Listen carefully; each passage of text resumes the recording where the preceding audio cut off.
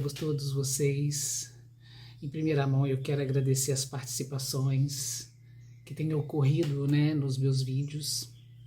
E é uma temática, né, que tá tendo uma visibilidade agora maior. E falar sobre altas habilidades e superdotação, em especial a tardia, é um processo que eu estou fazendo em razão de mim mesmo, né, como uma forma de ir absorvendo esse item da minha personalidade, da minha pessoa, que eu descobri de maneira tão longínqua, né? Eu ainda estou em processo de identificação. Assim, eu prefiro dizer assim, que a identificação a gente passa por uma avaliação com o profissional especializado e dali a gente já sai com o veredito.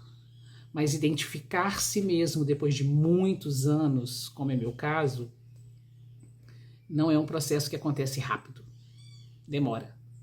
A gente passa pelo susto, no primeiro momento a gente se desorganiza, é algo também que eu fui buscar sem ter a menor ideia de que isso me pertencia.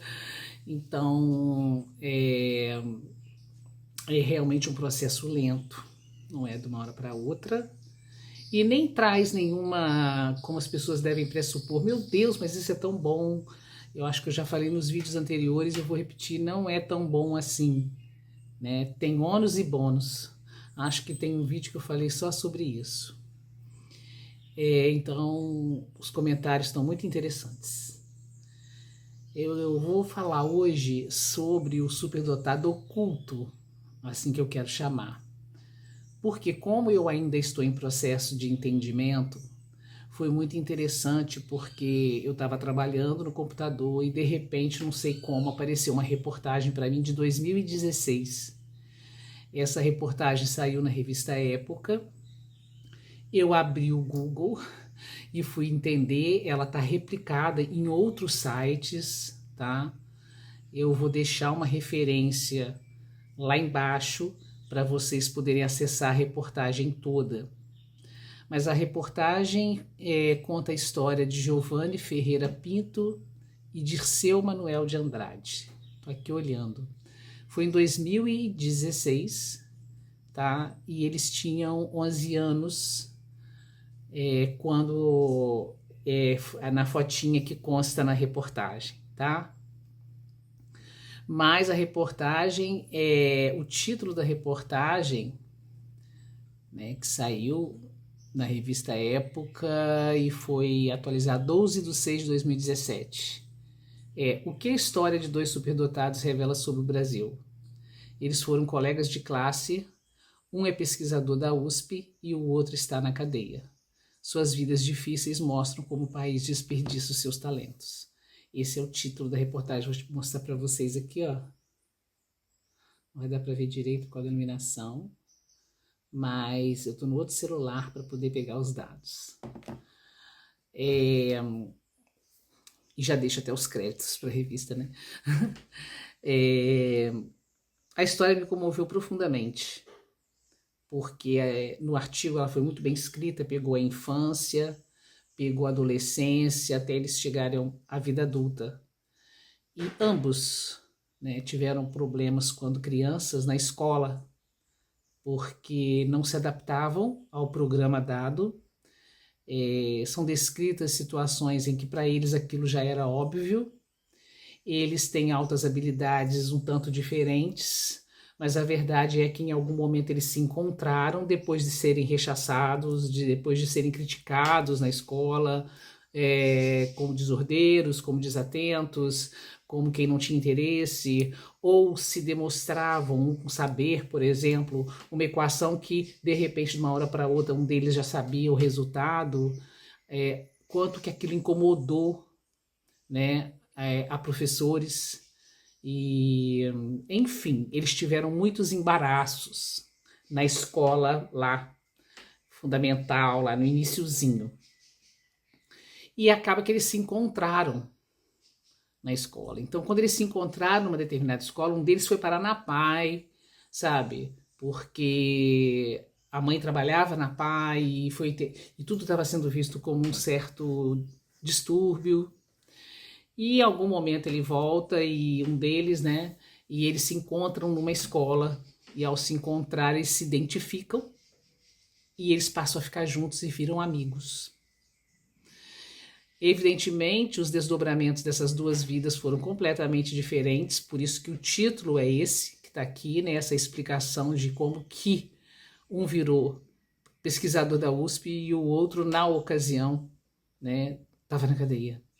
Eu tive vontade de pesquisar mais a miúdo e atualizar as informações sobre eles, mas eu não fiz porque eu não tive tempo. Mas eu achei importante o vídeo de hoje ser falado sobre isso, porque eu fiquei muito tomada desse assunto e fiquei pensando o quanto isso não acontece, não só no Brasil, no mundo todo. E a parcela de sofrimento que eles tiveram, né? Em especial o que acabou indo para a cadeia, que foi o Dirceu. Então, gente, como eu sou psicóloga, meu olhar ele fica muito abrangente e o meu raciocínio vai para muitas direções e me comoveu profundamente e me despertou muito essa questão, né, dos superdotados ocultos. Por quê? Porque deixa eu pegar aqui, o Giovanni acabou achando um caminho para ele, visitou vários países, trabalhou em vários lugares, desenvolveu várias línguas. E o Dirceu foi trabalhar nas mercearias, que ele tinha uma situação social e econômica mais baixa, bem baixa, né? E ele ficou na na cidadezinha e ele foi trabalhando em mercearia e tal, tal, tal, até ficar alcoólatra, né? E nesse alcoolismo ele foi abandonando, né, aquela vida que tinha dentro dele, pulsando, né, na direção daquilo que os superdotados em geral fazem, pelo interesse, pelo conhecimento, pelo quanto que aquele dom e aquela alta habilidade faz a pessoa se sentir viva, porque é dela, é uma característica que vem de dentro dela, ela já nasceu com isso. Então é poda, poda, poda, poda, poda, poda, poda. Uma hora, né, aquela personalidade pode desistir. Então isso é muito triste. Ele acabou se envolvendo, direta e indiretamente, num crime e preso. Eu até tentei buscar alguma coisa mais rápida dele, mas não achei. Mas eu ainda quero fazer isso. Então, o superdotado oculto é isso que aconteceu com o Dirceu, sabe? Porque o Giovanni, com a superdotação dele, foi. E o Giovanni se deu muito bem, né? E o Dirceu, aquilo foi se apagando dentro dele, ele foi desistindo. Na casa dele tinha uma parede que era toda dos cálculos que ele fazia. Ele fazia na parede. E um dia ele disse: "Ah, tudo aquilo ficou no passado." Então, assim, quantas pessoas tem, né, no Brasil e no mundo, que não encontram aonde colocar aquilo que é um talento nato, nasceu com aquilo, né? Chega uma hora que vai desistindo e vai escondendo. Então vocês imaginem uma pessoa adulta, atuante em sociedade, que nasceu com uma superdotação, que tem altas habilidades e não está usando isso a favor da própria sociedade, né? Então isso é muito triste, é muito triste. Então, assim, o número de informações que hoje se tem, a internet, depoimentos, profissionais falando a respeito,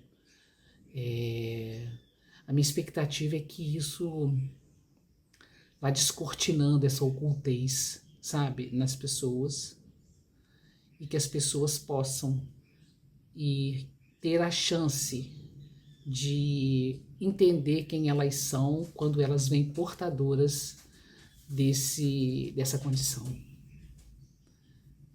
A reportagem, né, embora antiga, ela é uma denúncia, sabe? E se vocês tiverem oportunidade, leiam, porque o talento é algo muito precioso. Todo mundo tem algum.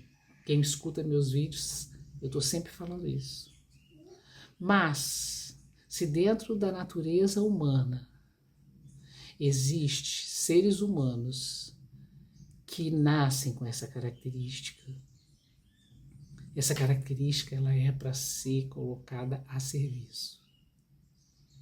Se uma pessoa nasce com uma beleza física, estética, e que vai virar uma grande manequim, uma Gisele Bündchen, por exemplo, aquela beleza dela ali esteve a serviço, está a serviço. E aí, no caso dela, é algo muito obviamente visto.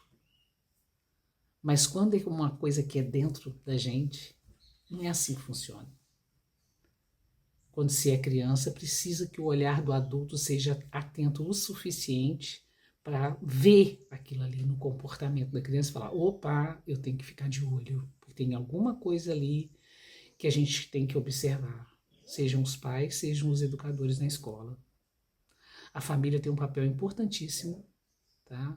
O superdotado necessita de uma família que o compreenda. Hoje já tem um monte de dispositivos e institutos, tem um monte de material na internet para poder as pessoas verem, né? Essa reportagem que saiu aqui, eu imagino que saiu numa revista física. E a escola idem. E os cursos de formação, né? Pedagogia, psicologia, medicina, que trabalham com seres humanos, tem que colocar isso dentro do currículo mesmo, para que isso tudo possa ser estudado. É interessante, né, como a gente estuda as doenças, a gente estuda as disfunções, a gente estuda os déficits, mas a gente não estuda os talentos. Eu acho que esse é o ponto alto desse meu vídeo, sabe? Chamar atenção para que os talentos sejam estudados, tá bom? Então hoje eu tô falando da ocultez, da superdotação oculta, que está contida dentro de um grande número de pessoas no mundo inteiro e que deveria estar a serviço da melhoria de um mundo, ainda mais no momento que a gente está vivendo super conturbado. Deveria estar a serviço e que está escondida porque ninguém viu, né? Tem que ser visto desde lá, na infância. Mas nunca é tarde para a gente descobrir a nossa esquisitice, como eu disse no vídeo anterior. A gente tem uma esquisitice, a gente tem uma inquietude, a gente tem qualquer coisa que nem a gente sabe mesmo o que é, quando adulto não descoberto. Mas, no meu caso, a minha profissão me ajudou. Meus movimentos de busca de autoconhecimento me ajudaram a chegar na identificação. Mas tem um monte de gente, ou talvez a grande maioria, que sofre as consequências, né, em si mesmo e nas suas relações interpessoais e nos seus ambientes de trabalho, nos seus ambientes familiares, e que esse sofrimento não se associa a ele, à superdotação e às altas habilidades. Como eu faço meu vídeo muito de improviso, eu espero que tenha ficado coerente. Mas a intenção foi: vamos tirar a superdotação e as altas habilidades do universo oculto. Tá? Até a próxima.